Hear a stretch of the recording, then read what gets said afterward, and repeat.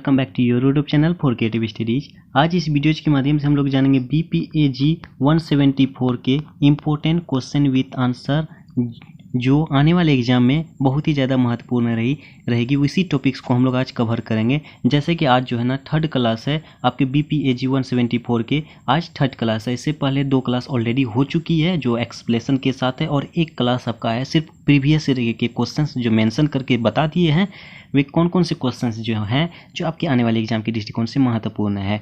तो आज ये है एक्सप्लेनेशन का थर्ड क्लास और यूनिट 1 का अब तक जो है ना 2 क्लासेस हो चुकी है। तो इससे पहले जो 2 क्लास हुई है, जो भी स्टूडेंट अभी तक नहीं देखे हैं उसको जरूर देख लीजिए। जिसमें से फर्स्ट क्लास में आपको लिए कवर किए थे हम लोग 1.2 1.3 फर्स्ट क्लास में आपका कवर हुआ था, और सेकेंड क्लास में जो है ना आपका सतत विकास के क्षेत्र जो है 1.4 हुआ था। और आज के डेट में जो है आज हम लोग कवर करेंगे 1.5 जो बहुत ही ज़्यादा महत्वपूर्ण है, सतत विकास के महत्वपूर्ण सिद्धांत और विशेषताएं। ये इससे पहले जो 2 क्लास हुई है वो बहुत ही बेहतरीन तरीके से सरल लैंग्वेज में आपको समझाने का प्रयास किए हैं, आप सभी देख लीजिएगा। और आपकी यूनिट 1 जो है ना बहुत ही ज़्यादा महत्वपूर्ण है आपकी इस सब्जेक्ट के लिए। ओके ना, आपका सतत विकास जो है आपका जो है सब्जेक्ट नेम भी है, और आपका यूनिट 1 में भी उसी से चर्चा है। तो इसमें जो ना सारे के सारे इंपॉर्टेंट ही हैं, इसलिए हम सभी को कवर कर रहे हैं। अब तक कितना कवर हो चुकी है, आज लास्ट क्लास है, आज का यूनिट 1 जो है आज कवर हो जाएगी, कंप्लीट हो जाएगी। ठीक है, चलिए स्टार्ट करते हैं आज के सेशन को। जैसे कि 1.5 को हम लोग आज कवर करेंगे, सतत विकास के महत्वपूर्ण सिद्धांत और विशेषताएं को देखेंगे। जैसे कि गाइज देखिए 1.5 पे हम लोग आ चुके हैं, यहाँ पे सतत विकास के महत्वपूर्ण सिद्धांत और विशेषताएं, इसके बारे में हम लोग डिस्कशन करेंगे। ठीक है, देखिए इसके सतत विकास के महत्वपूर्ण सिद्धांत क्या सब हैं इसमें। देखिए सतत विकास के सिद्धांत जो ना बहुत ही महत्वपूर्ण है, जो इस प्रकार है यानी कि भिन्न है। सतत विकास के जो है सिद्धांत महत्वपूर्ण है और वे इस प्रकार है, मतलब भिन्न है। देखिए सबसे पहला आपका पॉइंट है पारिस्थितिकी तंत्र का संरक्षण। पारिस्थितिकी तंत्र का संरक्षण, ये पारिस्थितिकी तंत्र क्या होता है? देखिए उसमें जो पारिस्थितिकी तंत्र जैसे जीव जंतु मानव सभी मतलब जीवित वस्तु जो ना पेड़ पौधे, ये सभी जो ना पारिस्थितिक तंत्र के अंतर्गत आएगा। इसमें यही कहा जा रहा है पारिस्थितिक तंत्र का संरक्षण करना कि सतत विकास का मुख्य उद्देश्य जो होता है पृथ्वी संसाधनों का संरक्षण करना होता है। जैसे इससे पहले हम लोग सतत विकास के बारे में जाने थे। सतत विकास होता क्या है? सतत विकास का मतलब ये होता है कि आप जो वर्तमान समय में जो भी कार्य कर रहे हैं, जो भी संसाधन का उपयोग कर रहे हैं, उसका इस तरह से उपयोग करेंगे जिससे कि आने वाले पीढ़ियों के लिए भी वो जो संसाधन जो है वो जो है पर्यावरण क्षेत्र उनके लिए भी लाभदायक हो। ऐसा नहीं हो कि आज हम लोग सुखी रहने के लिए जो ना आने वाले पीढ़ी को दिक्कतों का सामना करने देंगे, तो उन सभी से दूर रहने के लिए सतत विकास उसमें समझा जाता है। ठीक है ना, तो सतत विकास का जो ना एक लक्ष्य जो होता है वो पारिस्थितिक तंत्र को सतत बनाना होता है। ये जो है सभी जीव जंतु पेड़ पौधे जंगल सभी को जो ना पारिस्थितिक तंत्र के रूप में सतत बनाना होता है। ओके ना, देखिए आगे है आपका इस उद्देश्य और लक्ष्य के लिए जलीय पारिस्थितिक तंत्र से सहित पारिस्थितिक तंत्र का संरक्षण आवश्यक है। जैसे बोले इसमें कहा गया इसका ये उद्देश्य ही होता है, सतत विकास का जो है ना सिद्धांत होता है कि पारिस्थितिक तंत्र का जो है ना बहुत ही ज़्यादा तरीके से संरक्षण करना आवश्यक होता है। पारिस्थितिक तंत्र का हम लोग बहुत ही ज़्यादा संरक्षण करेंगे, उसकी सुरक्षा करेंगे, ये बहुत ही ज़्यादा आवश्यक है वर्तमान समय के लिए भी और आने वाले पीढ़ियों के लिए भी। ओके, देखिए पारिस्थितिक तंत्र हम लोग समझ गए। अब देखिए नेक्स्ट इसका सिद्धांत है आपका, जैसे कि देखिए नेक्स्ट पॉइंट आपका है समाज का सतत विकास। समाज का जो है सतत विकास, इसमें क्या कहा जा रहा है? जनसंख्या वृद्धि से वस्तुओं और सेवाओं की मांग बढ़ जाती है। समाज की सततता स्वस्थ निवास, संतुलित आहार, पर्याप्त स्वास्थ्य सेवाओं, रोजगार और गुणवत्तापूर्ण शिक्षा की उपलब्धता पर निर्भर करती है। समाज में लोगों के लिए स्वास्थ्य और शिक्षा महत्वपूर्ण है। देखिए समाज का सतत विकास में यही होता है, जैसे मान के चलिए आपकी फैमिली में बोल रहा हूँ, आपके फैमिली में 2 मेंबर्स हैं। ठीक है, 2 मेंबर्स में हैं तो एक की मांग होता है, इसी में अगर तीसरा हो जाएगा तो कोई ना होता है ना कि उसकी मांगे जो ना बढ़ जाती है और मात्रा कम है लेकिन मांगे ज़्यादा है। तो वही बात होती है कि जैसे जैसे संख्या बढ़ेगी, जनसंख्या बढ़ेगी तो मांगे भी बढ़ेगी। ठीक है, तो इसलिए भी जो समाज का सतत विकास जो है एक महत्वपूर्ण सिद्धांत है। इसमें जो है ना समाज के रोजगार, इसकी सेवा, स्वास्थ्य सेवा हो गया, शिक्षा के सभी तरीके से जो है ना हम लोग को महत्वपूर्ण होती है ये समाज का सतत विकास के रूप में। ओके, अब नेक्स्ट पॉइंट आपका जैव विविधता का संरक्षण। विश्व में सभी जीवित प्राणियों के संरक्षण को सुनिश्चित करना महत्वपूर्ण है। विश्व में सभी जितने भी जीवित हैं, जीव जंतु है, प्राणी है, सभी को संरक्षण करना बहुत ही ज़्यादा महत्वपूर्ण है। और जीवों की रक्षा के लिए लोगों को प्राकृतिक संसाधनों का संरक्षण करना सीखना चाहिए। और जीवों को जो हम लोग रक्षा के लिए लोगों को प्राकृतिक संसाधनों का जो ना जैसे कि हो गया पेड़ पौधे हो गया उसको बचाना चाहिए, उसकी सुरक्षा करना चाहिए, पेड़ पौधे ज़्यादा से ज़्यादा लगाना चाहिए। उसके मतलब यही कहा जा रहा है कि उसकी संरक्षण करना सीखना चाहिए। ओके ना, जैसे कि आपका दिसंबर सितंबर 2020 में जो ना एक वैश्विक जैव विविधता दृष्टिकोण और विश्व वन जीवन कोष, जिसको world wild life found WWF, जिसका नाम आप सुने ही होंगे, और वर्तमान गृह सूची लिविंग प्लानेट इंडेक्स, दोनों ने 30 सितंबर 2020 में जो है विविधता हानि के विश्लेषण को रोकने और पृथ्वी की परिस्थिति, मतलब यही कहा जा रहा है जैव विविधता के संरक्षण के बारे में जो ना 2020 में जो है वर्ल्ड वाइल्ड लाइफ फाउंड चलाया गया था, उसके बाद लिविंग प्लानेट इंडेक्स चलाया गया था, जिसमें से जो है ये जैव विविधता का संरक्षण करना बहुत ही ज़्यादा इसकी मांगे पर जोर दिया गया था। ठीक है ना, तो ये भी एक महत्वपूर्ण सिद्धांत है। अब नेक्स्ट पॉइंट है आपका जनसंख्या नियंत्रण। जैसे अभी समाज का सतत विकास के जैसा ही बताया था, उसी तरह जनसंख्या नियंत्रण, जिस तरह से जनसंख्या जब तक नियंत्रण नहीं होगा तब तक जो है ना हमारे देश हुआ, मतलब पूरा विश्व का बोल रहे हैं, उसका संरक्षण करना बहुत ही दिक्कत का सामना करना पड़ जाएगा।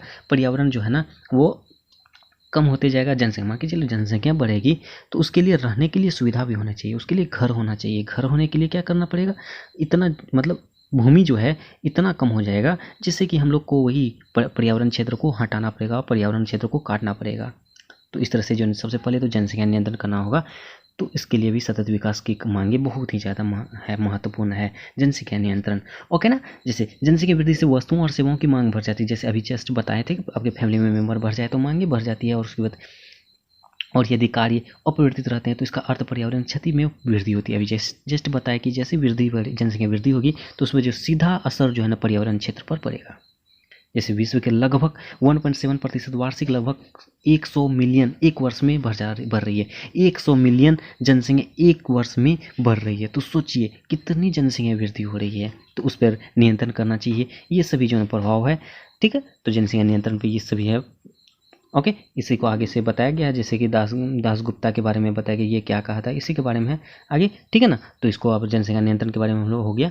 अब नेक्स्ट पॉइंट है मानव संसाधन का संरक्षण। मानव संसाधन का संरक्षण होगा। सतत विकास के लिए मानव संसाधन संरक्षण एक बड़ी क्षमता है। जिस तरह से सतत विकास के लिए जो ना मानव संसाधन, जैसे कि आपका कोई संसाधन चीज़ें हैं उसको जो ना बढ़ाना, जो है उसका नियंत्रण करना, उसका संरक्षण करना, उसका देखभाल करना बहुत ही बड़ी जिम्मेदारी है। इसलिए मानव संसाधन का विकास शिक्षा, स्वास्थ्य सेवा और प्रशिक्षण प्रदान करके किया जाता है। ठीक है, सतत विकास के सिद्धांत को अपनाने में मानव संसाधन का योगदान होता है। सतत विकास के सिद्धांत को बढ़ाने में, जो है ना सिद्धांत को अपनाने में, उसको समझने में मानव संसाधन हम सभी का जो ना हम दोनों का, हम आपके सबके मतलब इस सब का संसाधन का योगदान होता है। पृथ्वी की देखभाल पर ज्ञान और कौशल विकसित किया जाना चाहिए। ठीक है, इस तरह से मानव संसाधन का संरक्षण किया जाएगा और ये बहुत ही महत्वपूर्ण सिद्धांत रहेगा। ओके ना, चलिए नेक्स्ट पॉइंट आपका नागरिकों की भागीदारी को प्रोत्साहित करना। नागरिकों की भागीदारी को प्रोत्साहित करना सतत विकास प्रक्रिया एक पूर्ण अर्थ प्राप्त करेगी यदि नागरिक सतत विकास कार्यक्रमों को कार्यान्वयन में पूरी तरह से भाग लेते हैं। तो जैसे कि कोविड-19 में महामारी ने एक प्रकाश डाला है कि कैसे पर्यावरणीय संतुलन विशेष रूप से महत्वपूर्ण है, क्योंकि हम अधिक लचीले अर्थशास्त्र और समुदायों के निर्माण का प्रयास कर रहे हैं। कोविड-19 ने कठोर और दर्दनाक अनुस्मारक प्रदान किया है कि सतत विकास की अवधारणा इतनी महत्वपूर्ण क्यों है। देखिए, सतत विकास में ये सभी महामारी जैसे कोविड-19 अभी रिसेंटली आई थी, ये सभी हमें महसूस कराइए, हमें उसका जो है ना सब कुछ समझाया किस तरह से जो है ना सतत विकास आवश्यक है, क्यों महत्वपूर्ण है हमारे लिए, नागरिकों के लिए। ठीक है, चलिए अब नेक्स्ट पॉइंट आपका हो जाएगा अंतर्राष्ट्रीय समन्वय और सहयोग को बढ़ावा देना। अंतर्राष्ट्रीय स्तर पर जो है उसका सहयोग को बढ़ावा देना, समन्वय करना और उसका सहयोग करना। जैव विविधता की रक्षा के लिए अधिक कार्यनीतिक अंतर्राष्ट्रीय कार्यवाही की आवश्यकता है। जैव विविधता के लिए जो ना रक्षा के लिए अधिक से अधिक कार्यनीति जो अंतर्राष्ट्रीय स्तर पर वो कार्यवाही करना चाहिए, उसमें जो ना उसके सहयोग को बढ़ावा देना चाहिए। अंतर्राष्ट्रीय स्तर पर हम लोग लेन देन करना चाहिए, अंतर्राष्ट्रीय स्तर पर पर्यावरण को मामले को समाधान करना चाहिए। ये सभी जो ना अंतर्राष्ट्रीय समन्वय उसको सहयोग को बढ़ावा देना होता है। ओके, और जैविक संसाधनों के लिए समान अंतर्राष्ट्रीय चिंता के कारण ही विकासशील देशों को वित्तीय पोषण के लिए तकनीकी प्रदान करने के लिए अधिक अंतर्राष्ट्रीय प्रयासों का एक मजबूत केस है। जिस तरह से कहीं कहीं दिक्कतें आती हैं तो एक दूसरे का हेल्प करते हैं, मदद करते हैं। इस तरह से अंतर्राष्ट्रीय स्तर पर भी जो है सहयोग किया जाता है। इस तरह से सतत विकास के संरक्षण को भी प्रयोग किया जाता है। जैसे कि नियम दे दिया कि सतत विकास को बचाना चाहिए और किसी देश में अच्छा नियम बनाया तो उसको अपनाना चाहिए। ठीक है, ये सभी हो गया हम लोग का सतत विकास के सिद्धांत।